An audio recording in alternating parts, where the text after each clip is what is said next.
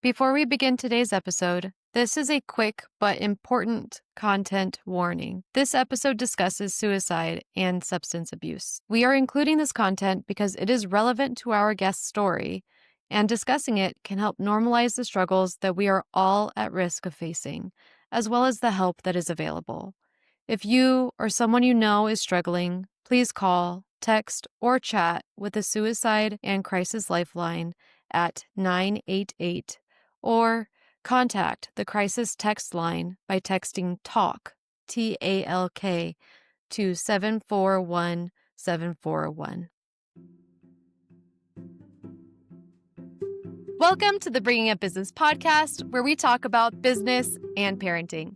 I am your host, Kaila Sachse, mom of a toddler and owner of a marketing and creative agency called Umari Digital.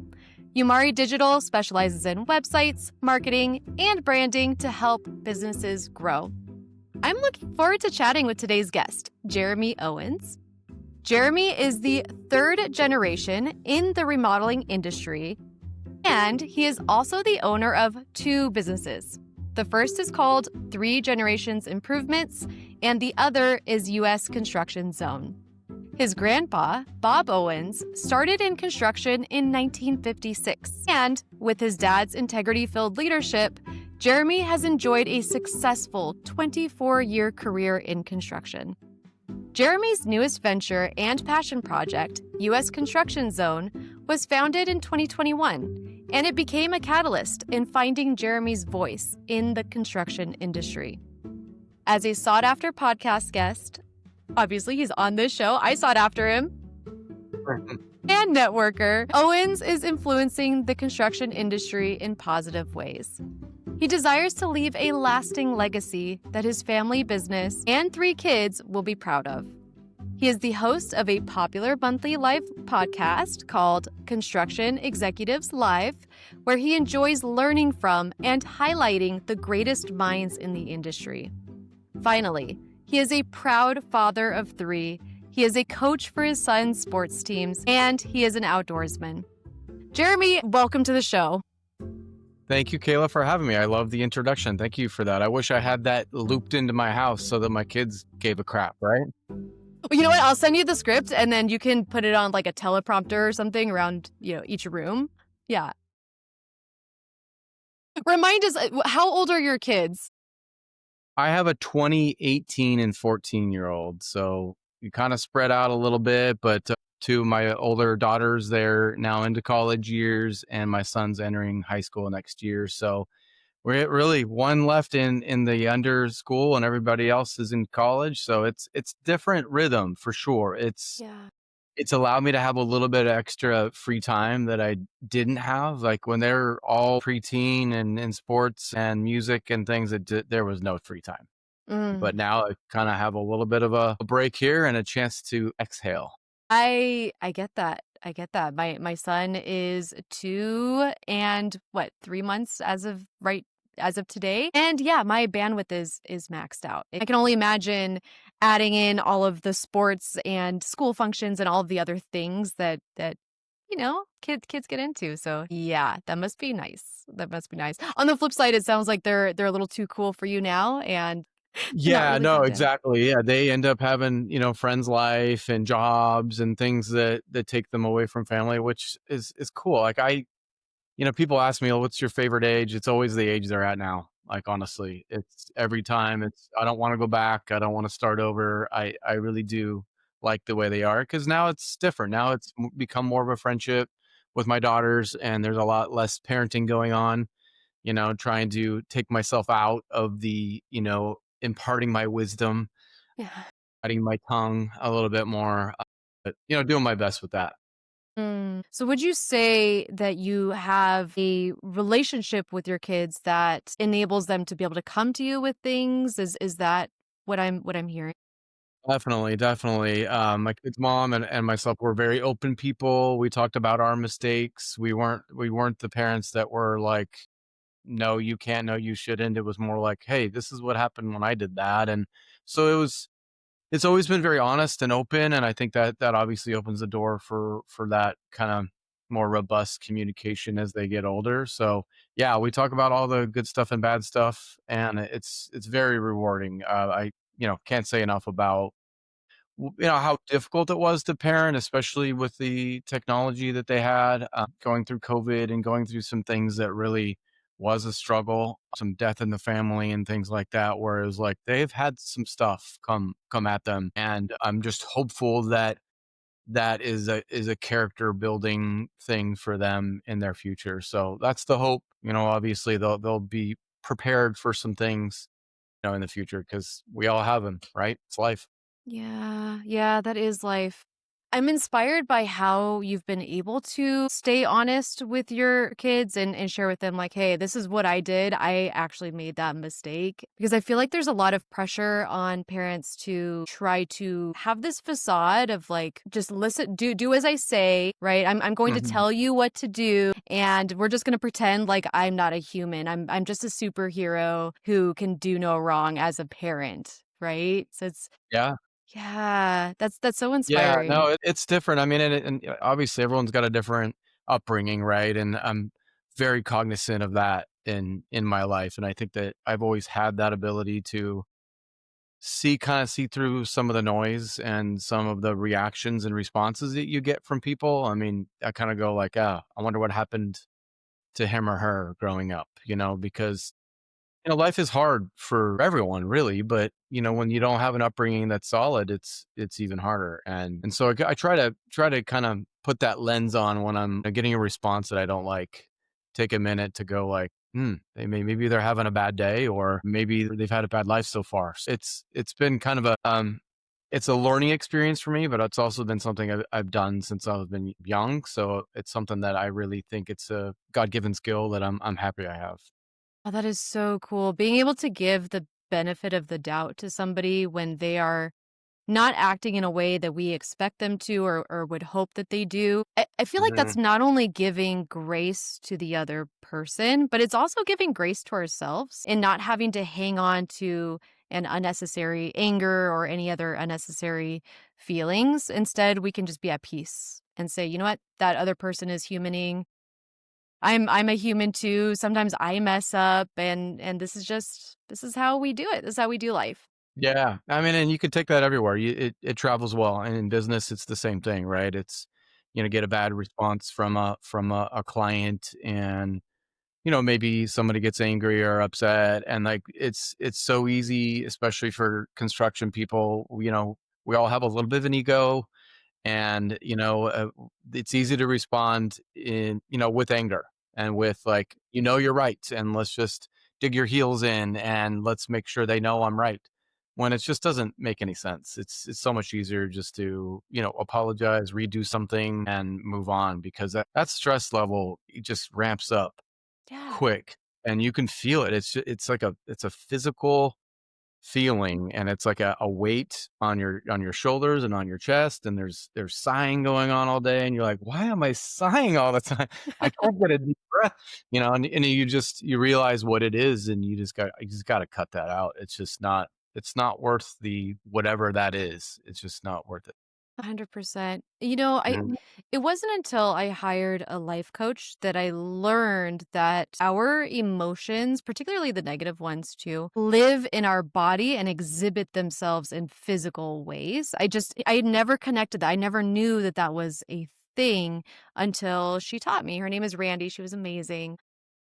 So let's dig into that a little bit more, because it sounds like you have that understanding when you're feeling, say, stressed out and you find yourself sighing a lot. That is your body's way of saying, Jeremy is stressed out. Jeremy feels stressed. What are Mhm. some other emotions and bodily signs that maybe you notice that tell you we've got a red flag going on, something needs to be updated in our world? Yeah, I think being a business owner, the way I see it in myself, besides those physical things, is the mental part of checking out, right? It's like you're kind of in a fog. Like shut the computer off for the day, and you go, it's family time, right? And you're kind of glazed over. You're constantly thinking about it. And it's not something that you can necessarily control. It's like just something tugging at you, and you're listening to it, and you're at dinner and you're just like kind of spaced out.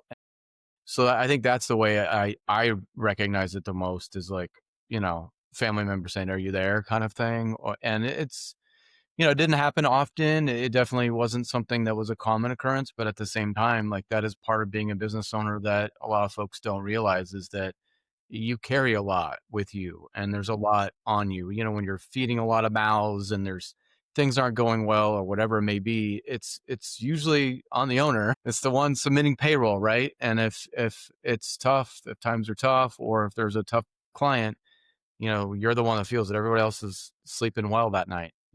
And so, you know, that's the pro and the con. I always say I work 60 hours so I don't have to work 40 though. The pros of, owning a business to me far outweigh the cons.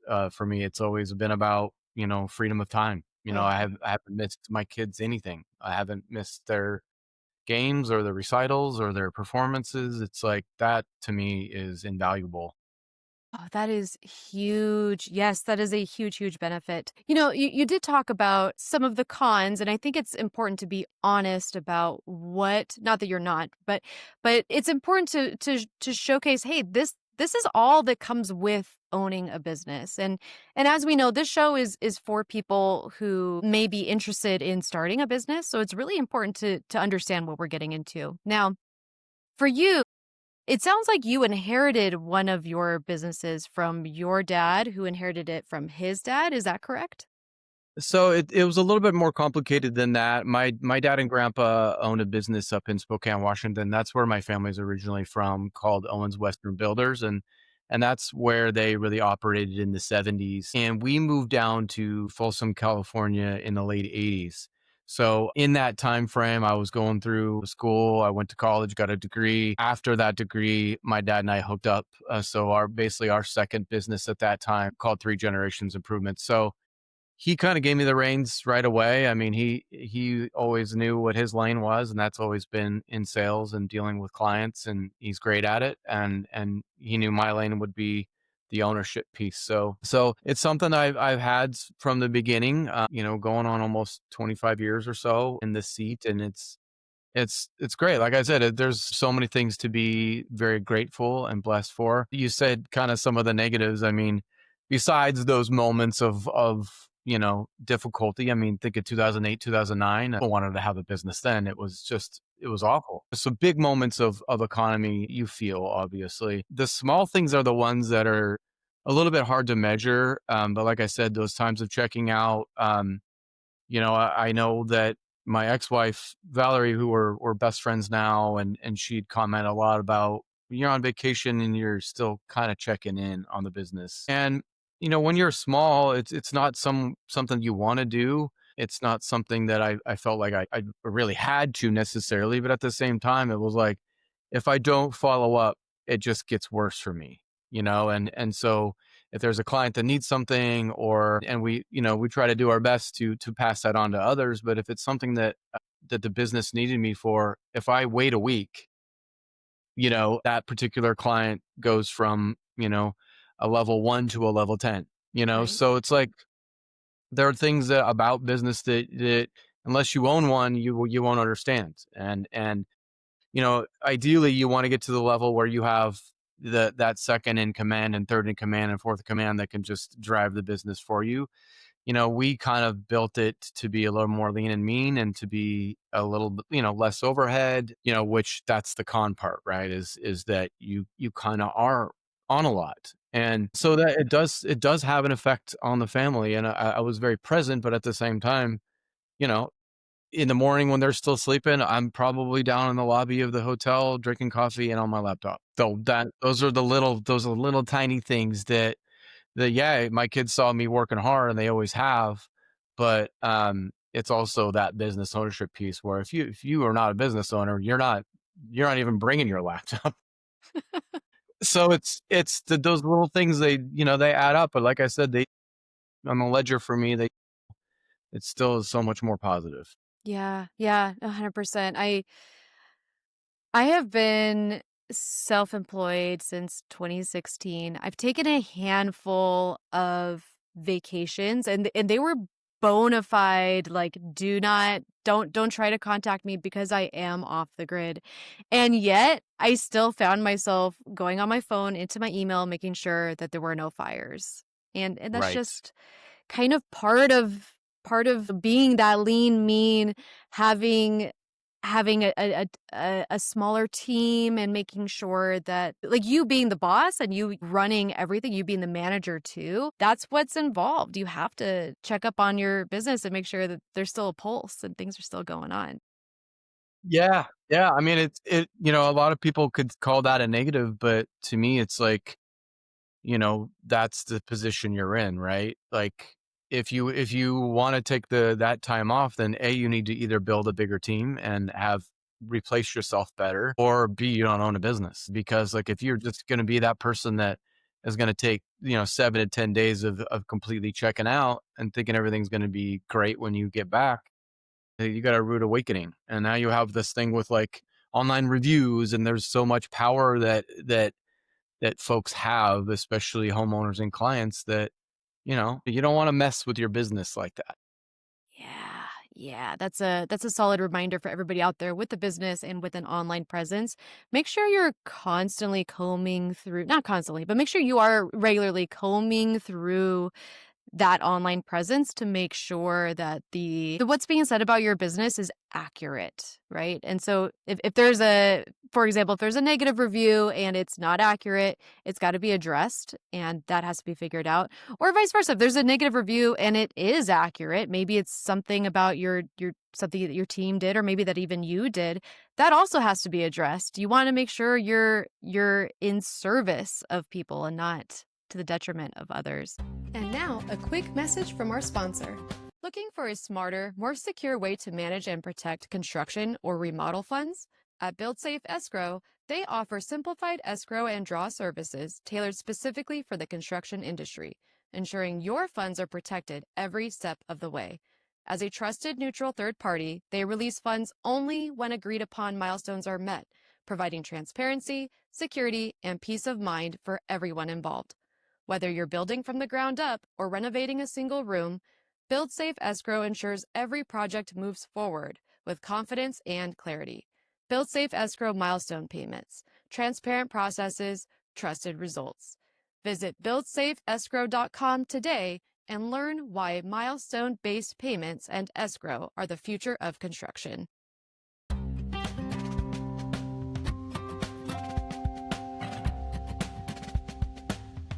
Thank you for staying with us, and back to the show. So, Absolutely. so tell us about what happened in 2021. You start U.S. Construction Zone. That was a catalyst for you. How did your life change? What did that look like? Yeah, I could say that this was a COVID thing, right? I kind of had some ideas about like, hey, we need to really connect. We weren't able to connect during those COVID years, right? And I'm not a huge conference goer, but I typically go to maybe one a year typically, and that's where you get to be around your peers and around mentors and folks that are really leading the industry, and it's a good place to really kind of reset, focus, get some new ideas, all those things. When that stopped, it kind of made me think like we have LinkedIn, which is, how it is. It's just, there's a lot of folks on there and there's a lot of noise. And I really just wanted to try to find a place where, where construction folks and especially managers, owners that could connect and really talk about our issues. And, our issues are tough because, we're at the top, if like it's difficult to talk to a lot of folks about your problems. So you really do need to have mentors or other people around you that you could go to them for, because otherwise, you keep them to yourself. And that to me is it's a bad move. Mental health is very important to me, but also learning from others is very important to me too. I figured this thing out along the way. I had a business degree that I haven't used. I still haven't used yet. I'm waiting. But, it's like, so it's like until you start doing it, you don't really know what you don't know. And then you make mistakes and you don't make mistakes. But also, like, if you're willing to ask others for advice and be a networker, then I think it really does help your business. So it really was built along that, is like, let's find a way to connect. And really it turned into a lot of podcasting. It turned into building products and services geared for the construction industry. It turned into me having people that I trusted and making sure they're highlighted on there. So I want it to be eventually a place where there's a big laundry list of things you can purchase and places you can go to get the help you need. And that's kind of where I envision it going. It's difficult to spend the time, when you already have this big baby. So it's that I wish I had more time for, but at the same time, that's why it's a side hustle, right? It's meant to be just kind of a fun thing to do and really a passion thing for me. What what kickstarted your passion for helping people in the construction industry with mental health lack of support? Because it sounds like there's a lack of support in that industry. Is that true? And where is this passion coming from? Yeah, it's kind of always been a component in our life. Unfortunately, that basically a few days before we got locked down in California, my wife at the time's brother committed suicide. And so that moment was obviously a very pivotal moment for our family, but also a galvanizing one for me in that I wanted to be someone that was be open enough to talk to anybody with those issues. And so that really started it. Obviously, going through COVID and having that issue and having a divorce for my kids, and there's a lot that they dealt with in a couple year window. And like I said, that really did challenge all of us. So mental health is important for my family. And then for the industry itself, construction is ranked number 2 in suicide deaths, really the last good 10, 20 years. It's been kind of a hidden secret because it's not something they like to highlight as an industry, but it's been there. Now people are talking about it and it's a little more mainstream because there's a little bit less stigma. There's a little bit less of that, we're tough guys, so it really has changed. The industry has changed in allowing the conversation to at least start. So I've had a lot of mental professionals on my podcast. I've had just folks that have dealt with them themselves, but also people who can help. And so I've taken a lot of Zoom calls with just checking in on people and being some person that, they don't really know from Adam, but at the same time, they know I'm open to the conversation and being real about it and being honest about, our own personal struggles. So it really has been quite a thing for me. I obviously didn't think it was going to be this way, but for me, that's if I had $1 million today, it would be how can I help that part of the industry, you know, excel because it's like I said, it's a real big struggle and there's still a lot of kind of old mentality folks, older kind of we're an aging industry and that we're really having a hard time with the younger folks. So the older guys are still holding on to their bravado and the mentality that I can get through it, I can do it myself and that I don't need help and all those things. And it usually ends up turning into alcohol and substance abuse, which is a big component to why there's such an issue. It's so unfortunate because I can see how one person's actions can domino effect into everybody else in their life, right? So if one person is holding on to, say, that bravado, as you say, and they don't feel comfortable with their own emotions, they don't even know how to identify their own emotions, they don't know how to express them and get them out. Instead, what they do is they numb it with a substance or Mhm. unfortunately take their own life, and that ripple effects, that doesn't just affect them, that affects their family, their friends, their neighbors, their coworkers, everybody. So it's so beautiful how you are challenging the stigma and helping to normalize something that it sounds like hasn't been talked about. How do you create a safe space for someone to be able to come to you with these conversations? Because that's obviously very hard. How do you do that? Yeah, I think it's for me, it's been just such a huge talking point, right? If people have checked me out and seen some of the guests and go back and review some of my content or go to other people's podcasts, and it's like a very common talking point for me. So I think for one, it's if it is something you're passionate about, you got to talk about it a lot and then have experts on and them talk about, what it means to them and what we should do and here's where you should call and here are your websites and all those types of things all start coming into play, then you're like, okay, now we got something. And then a couple times is people sending me like, hey, can we jump on a call? I have a couple things.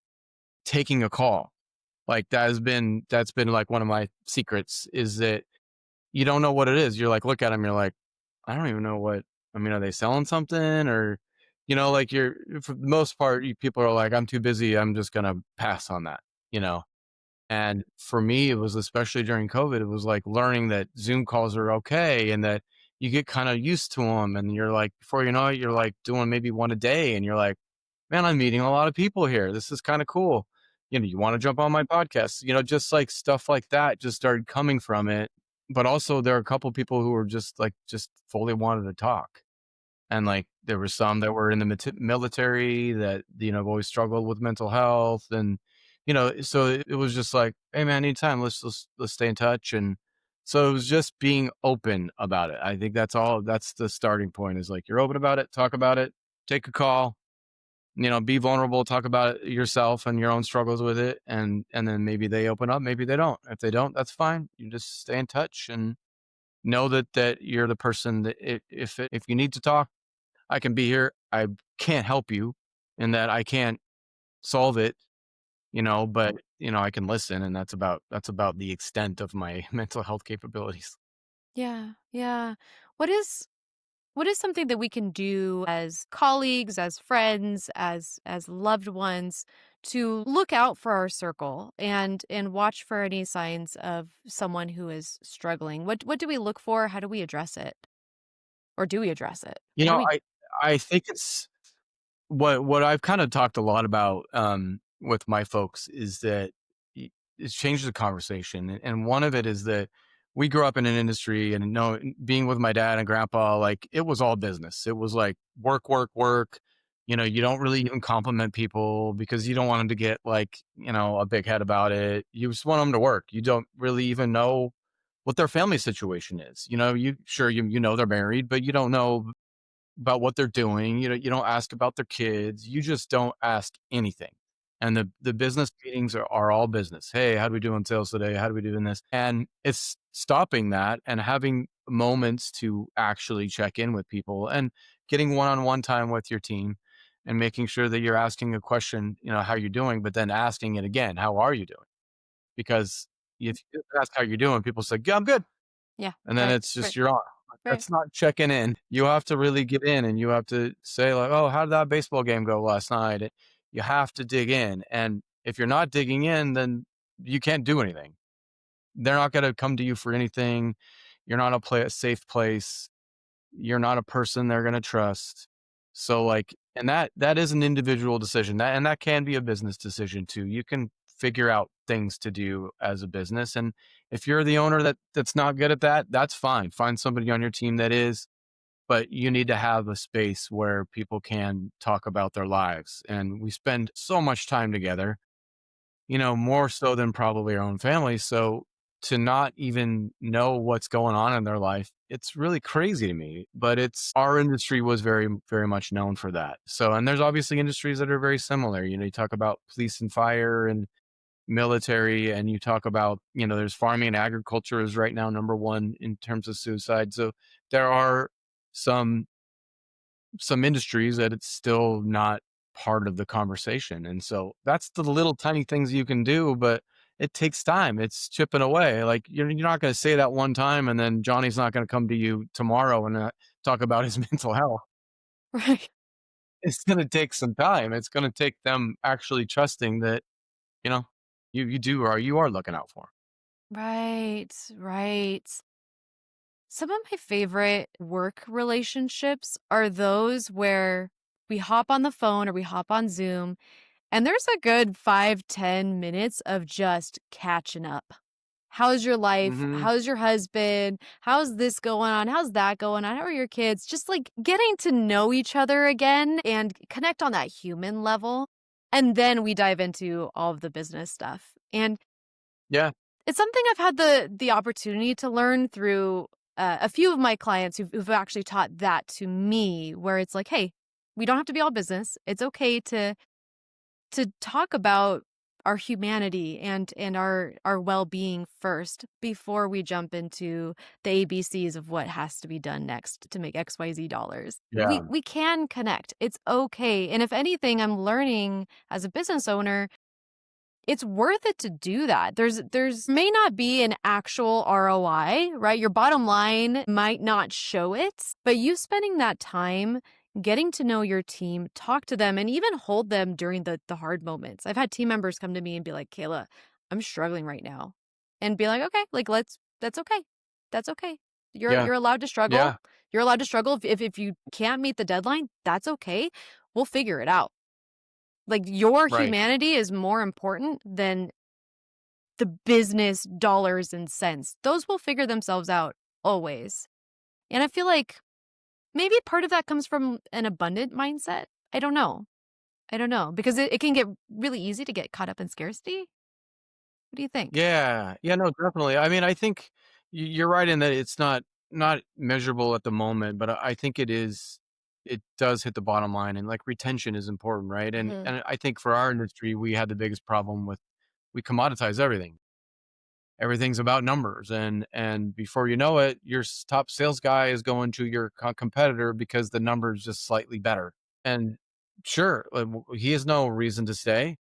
What reason did you give him to stay? It's all about the money. So if it's all about the money, then they're just going to keep moving around, and that's what we found a lot in our industry. We're still struggling with that, but it's getting better in that we know that you have to have an environment that they want to come and work for. You have to have a culture. You have to have like for the younger generations, if you're not talking about culture, if you're not talking about, what you stand for, what you give back to, what's your community service look like, then you're not gonna be able to hire anybody for one, but to retain them is going to be next to impossible. So I think that's where if you have a big enough business where you have that many team members, then you really have to focus on that whole culture piece and knowing that, yeah, I really like that. I like that job. If I go make an extra 20 grand next year, I don't know that it's worth it because I know I like this. Right. So if you can kind of somehow figure out that secret sauce, and if they do move on because of money, then that doesn't fit your culture. That's fine. Move on to somebody else. So Right. it's really is if you can get that well-oiled machine working, then you'll attract the right people and it'll work itself out. 100%. I just had the coolest conversation with Paul Stonick from Kick Consultancy. His episode is actually out now.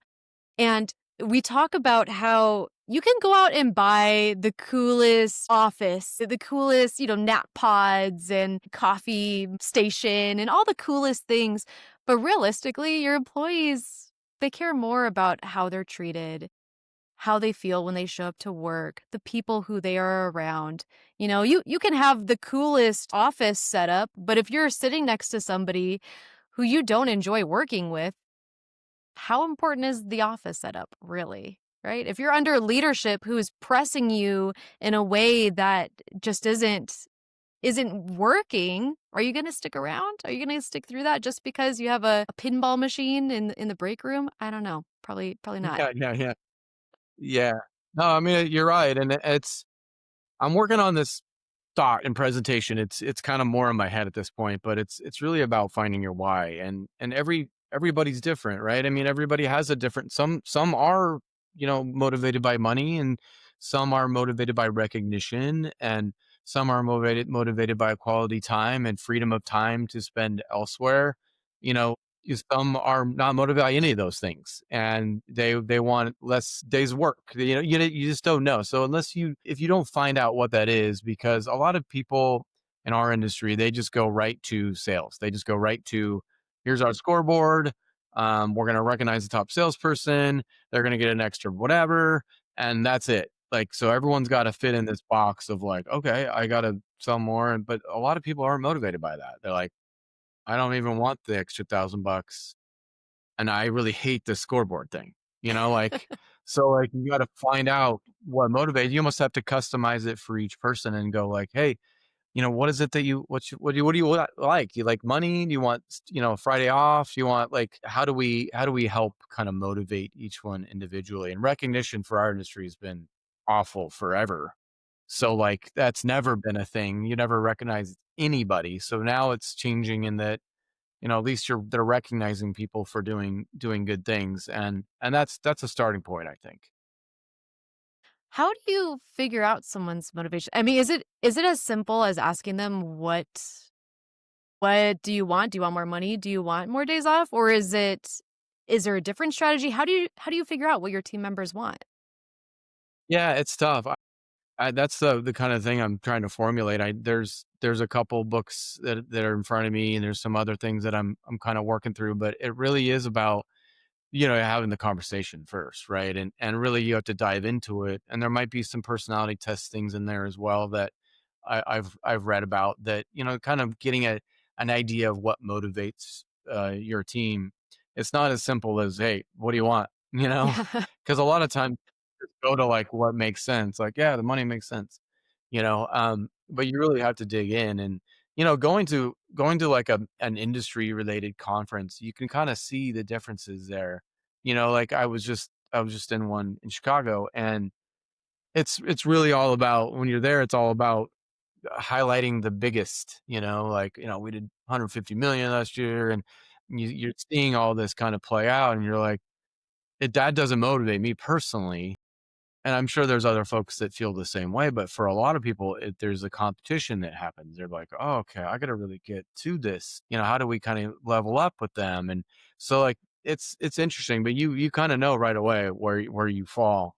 And for me, it's like I don't care to compete with you. I want, sure, I need money for my family, but I want make sure that I have time to do what I want to do and not be my entire life is my business.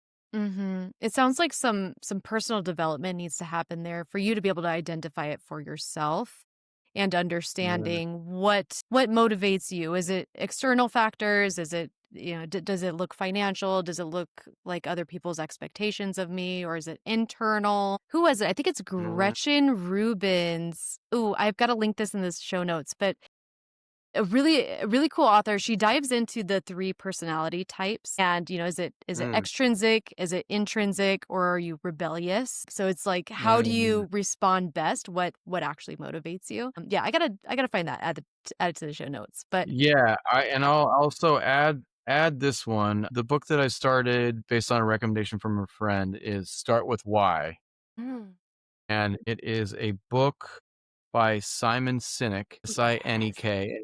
He does a TED Talk that I watched.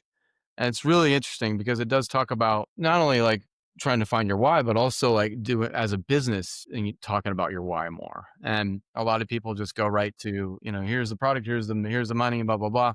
But like if you don't talk about why you're doing it and getting into again that culture piece or that here's what we do as a business, like this is why we do this, then a lot of folks obviously are drawn to that. They buy from people anyways, but if they buy from people with a heart and with a passion for something and with, we give back to this organization, then that extra 5 grand on $1,000 ticket isn't going to really matter. They're going to be like, that's something, you know, I like that. So like trying to figure that out for your business. What does that look like? Start with your why. Yeah, yeah, and from the business owner's end as well, when you understand why you are running the business, why you're founding the business, why you're running the business, that's going to help later on when things get tough. Because you can look back and be like, "Wow, this time is really difficult. Do I want to keep moving forward?" But then when you think about your why, you're like, "Well, yeah, obviously I want to keep going because my why is so strong. I'm on a mission, I have a purpose. I'm gonna keep going." It's motivational in that regard. Yeah. Yeah, definitely. No doubt. Yeah. So what are your let's talk about your family for a second. What are your dreams for your kids? Because obviously it sounds like you're changing the game here. You're opening up really important conversations for the industry. What kind of legacy do you want to leave for your kids? What do you want them to learn from you? Yeah, it's a great question because the legacy piece is kind of really the word that I would narrow down to the reason I started US Construction Zone is that, you know, my biggest why is that in the end of after all my career and spending all this time doing this, what do I have to show for it? And it's not going to be about the money, right? It's going to be are my kids proud of me for what I accomplished?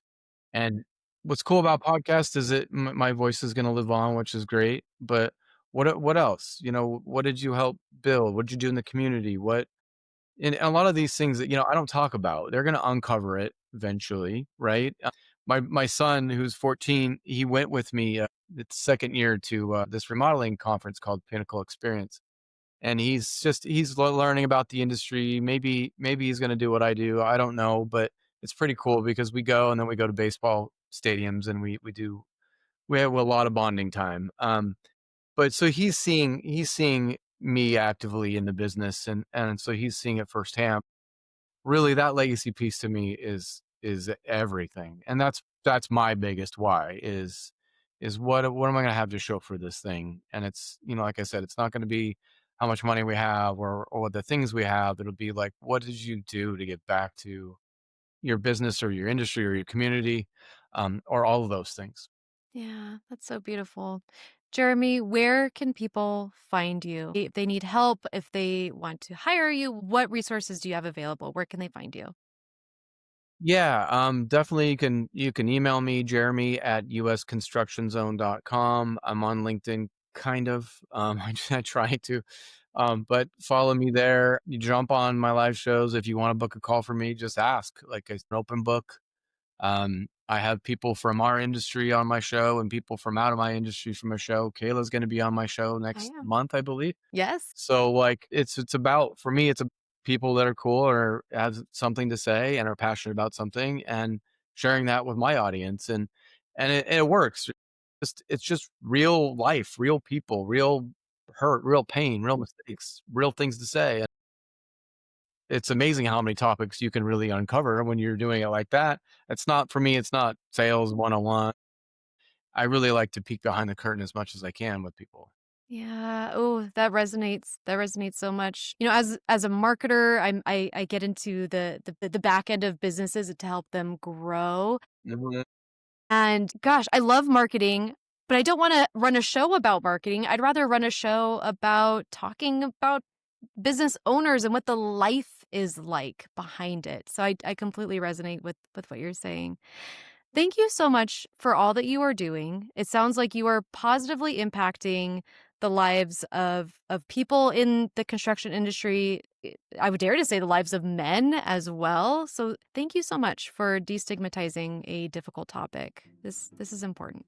Thank you. Thank you so much for saying that, for having me. That's what really does keep me going, is just getting the feedback of keep going. That's really kind of, all that matters, because I can keep running my three generations business all day and I'll get the positive feedback I get from our clients and projects, but that this is bigger. It's bigger than that. And that's why I keep getting the encouragement to keep going. And I'm like, I don't know where it's going, but I'll just I'm along for the ride. So beautiful. Thank you so much for your time today, Jeremy. Thank you for sharing your wisdom with us. I look forward to being on your show next month. You as well. Thank you so much. Thank you for joining us on Bringing Up Business. If you could, please take a moment to subscribe to and rate the podcast on Apple, Spotify, or wherever you get your podcasts. You can follow us on Instagram at bub.podcast. That's BUB.podcast. Finally, we'd love to get your feedback. If you have a comment or a guest idea, please let us know on our website, bringingupbusiness.com. Until next time, thanks for joining us. Say bye-bye. Bye-bye. Say bye-bye. See you later. Bye-bye. See you later. This recording is for informational purposes only and should not be considered business advice. Opinions expressed are as of the date of recording and are subject to change without notice. The views and opinions of guests on this program are not necessarily those of Umari Digital and its affiliates, which together we refer to as Umari Digital. Umari Digital is not affiliated with guests or their business affiliates unless otherwise stated. Umari Digital does not guarantee the accuracy or the completeness of the data presented herein. This recording is for informational purposes only, and the information, data, analysis, or opinion it includes or their use should not be considered business, financial, or legal advice. Umari Digital shall not be responsible for any decisions, damages, or other losses resulting from or related to the information, data, analysis, or opinions, or their use. All business decisions are subject to risk, including possible loss of capital. Individuals should seriously consider if a decision is suitable for them by referencing their own financial position. Thank you.